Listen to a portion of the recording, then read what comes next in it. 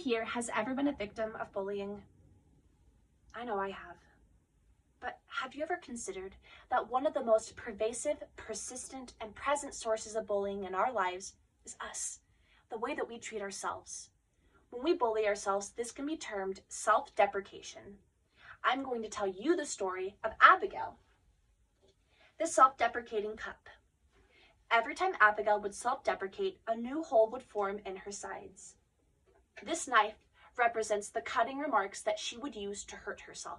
For example, this hole was from when she decided that God hates her because she forgot to read her scriptures.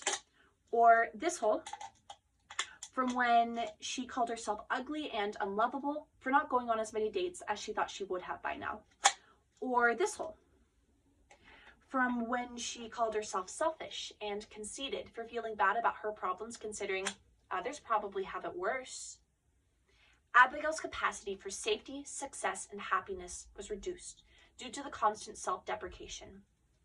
Additionally, Abigail loved to serve and take care of those around her. But when Abigail tried to fill their cup, her capacity to do that was also reduced. It was hard for Abigail to take care of others because Abigail wasn't taking care of herself first. And when others tried to love on Abigail, it was really difficult for her to receive that and to believe it was genuine.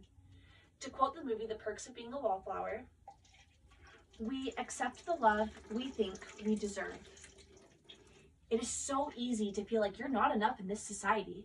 From the toxic comparison culture, social media, to religious perfectionism, where so many people believe that humility is the same as self-hate and pride is the same as self-love. There are so many reasons that individuals will resort to self-deprecation.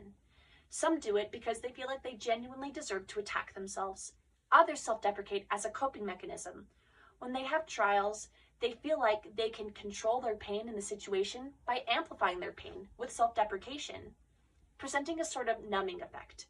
And then there are those that self-deprecate because they're worried that they won't be motivated to change or become better unless motivated with self-hate. Interestingly, according to a 2014 study, it was found that you're more likely to achieve your goals when motivated by self-love, not self-hate. This is something that we have to take seriously. According to the CDC, in 2020, in the United States, around 46,000 people died due to suicide.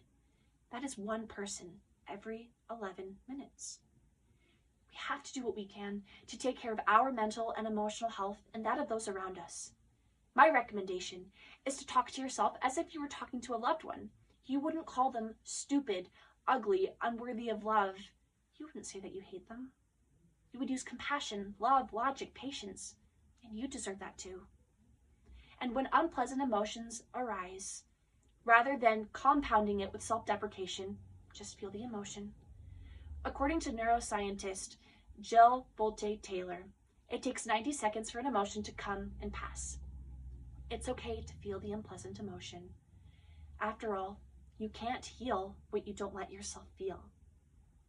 Here's an example. Let's say you get an exam score that you're not happy with. You might be tempted to call yourself stupid, to question how you even got into this university. Rather than doing that, first, feel the emotion. Feel the disappointment. It's okay to feel that. And then get logical. Decide that you're gonna maybe start studying a few days sooner next time. And then get compassionate. Be proud of yourself for doing a hard thing. It is not easy to be a university student. You're amazing. So again, feel the feeling, get logical, and get compassionate. Author and professor Emily Nagoski says that something happens when we stop attacking ourselves, when we stop re-injuring ourselves. We begin to heal. Behind me is a QR code for a self-compassion self-examination from self-compassion expert psychologist Dr. Kristen Neff.